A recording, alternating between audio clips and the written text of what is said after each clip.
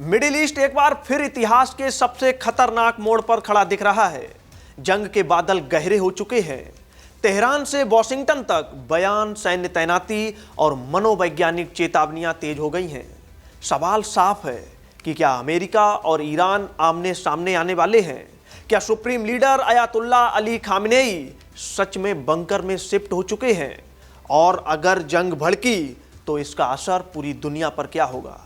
आज के इस विशेष बुलेटिन में हम हर पहलू को आसान भाषा में और तथ्यों के साथ आपको समझाने का प्रयास करेंगे। नमस्कार, मैं राहुल अवस्थी और आप देख रहे हैं भारत अपडेट। पिछले कुछ दिनों में मिडिल ईस्ट में जो हलचल दिखी है वो सामान्य नहीं है। अमेरिकी नौसेना का aircraft carrier USS Abraham Lincoln Oman की खाड़ी तक पहुंच चुका है और उसके साथ डिस्ट्रॉयर, सबमरीन और फाइटर जेट्स की तैनाती की गई है। और उधर ईरान में भी लगातार हाई अलर्ट है। मिसाइल टेस्ट और कड़े बयान भी ईरान से सामने आ रहे हैं। और सबसे बड़ा दावा यही है कि ईरान के supreme leader Ayatollah Ali Khamenei को जमीन के नीचे बने हाई सिक्योरिटी बंकर में शिफ्ट किया गया है। एक रिपोर्ट्स के मुताबिक यह बंकर कोई एक कमरा नहीं है, बल्कि IRGC द्वारा बनाया गया अंडरग्राउंड नेटवर्क है। आपको बता दें, इसकी गहराई 90 से 100 मीटर बताई जा रही है और दावा यह भी किया गया है कि यहां से वे लगातार लोकेशन बदलते रहते हैं। बताया जा रहा है कि जिस बंकर में खामेनेई के होने की बात कही जा रही है वह फोर्टिफाइड कंक्रीट और स्टील की कई परतों से बना है और इसे इस तरह से डिजाइन किया गया है कि बंकर बस्टर बम का भी उस पर कोई असर ना हो।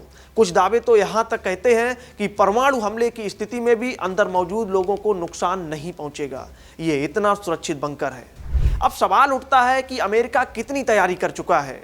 खाड़ी क्षेत्र में अमेरिकी एयरबेस हाई अलर्ट पर हैं। जॉर्डन, कतर और कुवैत में फाइटर जेट्स और डिफेंस सिस्टम तैनात किए गए हैं। सबमरीन्स पहले से ही ईरान के आसपास मौजूद हैं। लेकिन एक बड़ा सवाल कि आखिर अमेरिका ने ईरान पर इतना होने के बावजूद भी अब तक हमला क्यों नहीं किया? ये एक बहुत बड़ा सवाल है कि सब कुछ लश्कर और पूरी व्यवस्था के साथ अमेरिका पूरी तैयारी कर चुका है, लेकिन फिर भी ईरान पर अमेरिका ने अब तक हमला क्यों नहीं बोला? ये बहुत बड़ा सवाल है। तो आपको बता दें कि इसकी पहली बड़ी वजह मानी जा रही है एयरक्राफ्ट कैरियर अब्राहम लिंकन की सुरक्षा, क्योंकि ईरान ने खुली चेतावनी दी है कि अगर हमला हुआ तो सबसे पहला निशाना अमेरिकी एयरक्राफ्ट कैरियर ही होगा। विशेषज्ञों के मुताबिक एक साथ बड़ी संख्या में ईरान की तरफ से बैलिस्टिक मिसाइल दागी जा सकती हैं और अगर एक भी मिसाइल अब्राहम लिंकन पर गिर गई तो यह अमेरिका के लिए एक बहुत बड़ा झटका होगा। इसीलिए इस ओमान की खाड़ी में अपने एयरक्राफ्ट कैरियर की सुरक्षा करना अमेरिका के लिए एक बहुत बड़ा चैलेंज है। और दूसरी वजह ईरान का एयर डिफेंस सिस्टम है। माना जा रहा है कि रूस ने अपना S-400 air defence system Iran को दे दिया है और इस सिस्टम से अमेरिकी फाइटर जेट्स के लिए खतरा कई गुना बढ़ जाता है। और सवाल है कि अब इससे होगा क्या? तो आपको बता दें, S-400 अगर ईरान के पास तैनात हो चुका है तो ऐसी सूरत में अमेरिका के फाइटर जेट्स, चाहे वो F-15 हो, चाहे F-16 हो और चाहे F-35 हो, ये सभी जेट्स, इन पर अगर ईरान S-400 से हमला करता है तो ये फाइटर जेट्स गिर भी सकते हैं, तबाह भी हो सकते हैं। और अगर एक भी अमेरिका का फाइटर जेट गिरा तो ये अमेरिकन एयरफोर्स के लिए एक बहुत बड़ा झटका होगा। अमेरिका की बड़ी बदनामी हो सकती है कि ईरान ने आपका फाइटर जेट डाउन करवा दिया। ये एक बड़ी चुनौती है अमेरिका के लिए, जिसकी वजह से अमेरिका ने आनन फानन में कोई भी अटैक नहीं किया है, लेकिन तैयारी पूरी कर ली है। अपनी सेना तो बुला ली है, अपने हथियार तो बुला लिए हैं, लेकिन अभी तक यही रणनीति बन रही है कि भाई हमला कैसे किया जाए। और तीसरी वजह है अरब देशों का अमेरिका के प्रति रुख, यानी सऊदी अरब की तरफ से कतर और UAE जैसे देश खुलकर इस जंग में शामिल होना नहीं चाहते। UAE ने तो साफ कहा है कि वह अपनी जमीन, हवा या समुद्री सीमा का इस्तेमाल ईरान के खिलाफ सैन्य कार्रवाई के लिए हरगिज नहीं करने देगा और इससे अमेरिका की रणनीति और ज़्यादा कमज़ोर पड़ गई है, क्योंकि UAE ने मना कर दिया है। यानी दूसरे शब्दों में अगर हम कहें तो ये जो दोनों देश हैं वो ये नहीं चाहते कि कि भाई ईरान के मिसाइल हमारे ऊपर भी गिर जाएं। ये एक बहुत बड़ी वजह है। तो ऐसी सूरत में वो ये दिखाना चाहते हैं कि हमने अमेरिका की हमले में कोई मदद नहीं की और हमने अपना एयर स्पेस या अपने बेस इस्तेमाल भी नहीं करने दिए। ऐसी सूरत में बिना सऊदी और कतर और भी कुछ ऐसे देश हैं जिनकी मदद के बिना अमेरिका के लिए ईरान से लंबी लड़ाई करना एक बहुत बड़ी चुनौती हो सकती है।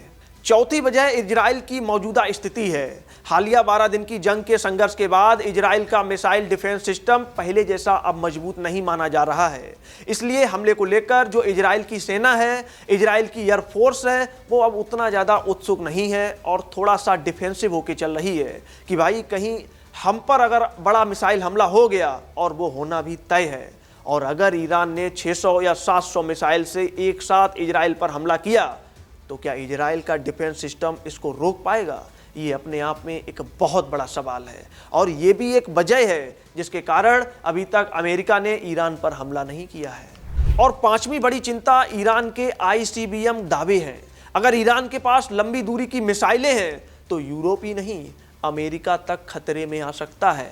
आपको बता दें, ICBM को रोकना किसी भी डिफेंस सिस्टम के लिए सबसे बड़ी चुनौती होती है। और ऐसा दावा है कि ईरान के पास 7000 किलोमीटर की रेंज की मिसाइलें हैं। तो आप ये बात समझ लीजिए कि ये यूरोप और कई देशों के लिए एक बहुत बड़ी चुनौती है। और कहा तो ये भी जा रहा है कि इनकी रेंज 10,000 किलोमीटर से भी ज़्यादा है, यानी अमेरिका भी उसी रेंज में है। अब आप इस बात को इस तरह से समझिए कि अगर कभी ईरान ने ICBM अटैक किया तो वह एक मिसाइल फायर नहीं होगी, वो एक साथ कई ICBMs फायर होंगी। और उस सूरत हाल में इन इंटरकॉन्टिनेंटल बैलिस्टिक मिसाइलों को रोकना अमेरिका के लिए एक बहुत बड़ी चुनौती होगी। अमेरिका के पास उसे रोकने का तो सिस्टम है, इसमें कोई शक की बात नहीं है, लेकिन ईरान के मिसाइल्स भी बहुत खतरनाक हैं, ये सब पूरी दुनिया जानती है। और जब एक बार ICBM फायर हो जाती है तो जब तक वो रुक ना जाए तब तक कोई गारंटी नहीं होती, बड़े से बड़ा डिफेंस सिस्टम को भी वो फेल कर सकती है। इतनी ताकत है उस मिसाइल में। और छठी वजह ईरान के सहयोगी संगठन हैं, यानी हूती, हिजबुल्ला और अन्य गुट। अगर जंग छिड़ी तो लाल सागर में अंतर्राष्ट्रीय व्यापार पर भी इसका बड़ा असर पड़ सकता है। और हूती पहले ही समुद्री हमलों की क्षमता दिखा चुके हैं, इसीलिए हुतीज को एकदम से टारगेट करके खत्म करना इतना आसान नहीं है, क्योंकि वो कई एरियाज में फैले हुए हैं, वो एक जगह पर नहीं है, दूर दूर तक कई एरियाज में फैले हुए हैं। इसीलिए उनके खिलाफ एयर स्ट्राइक कभी सफल नहीं हो पाती और एक बार में उन्हें खत्म किया ही नहीं जा सकता। और दूसरी बात, उनके पास जो बैलिस्टिक मिसाइल्स हैं, हाइपरसोनिक मिसाइल्स हैं, वो हम सब ने देखा है कि जब 2000 किलोमीटर का डिस्टेंस ट्रेवल करते हुए यमन से आके वो इजराइल में गिर सकती हैं, तो लाल सागर में तो और भी ये घातक होंगी।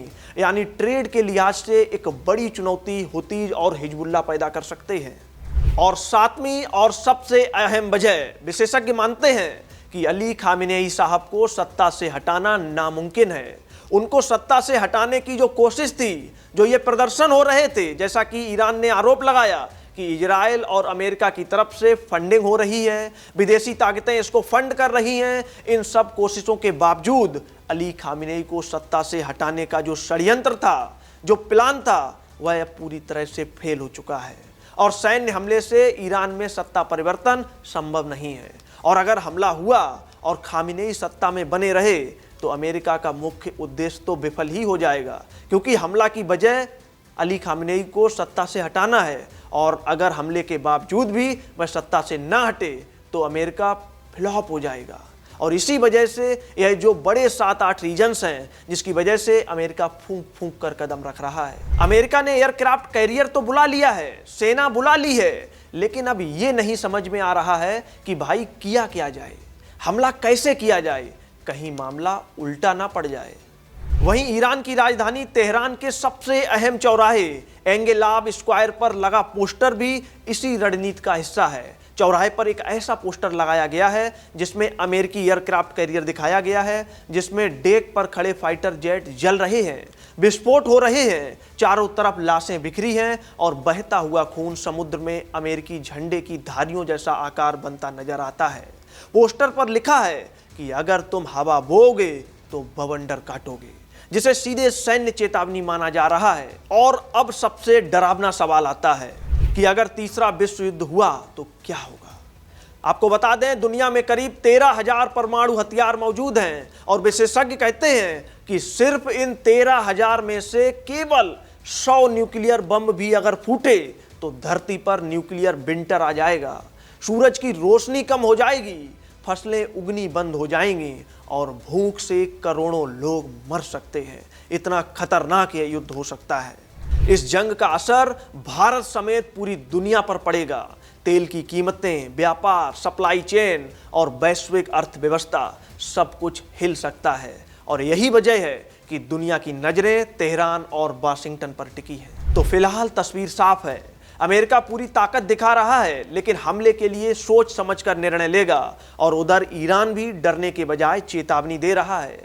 जंग होगी या नहीं यह तो वक्त ही बताएगा, लेकिन इतना तय है कि अगर आग लगी तो इसकी लपटें पूरी दुनिया तक पहुंचेंगी।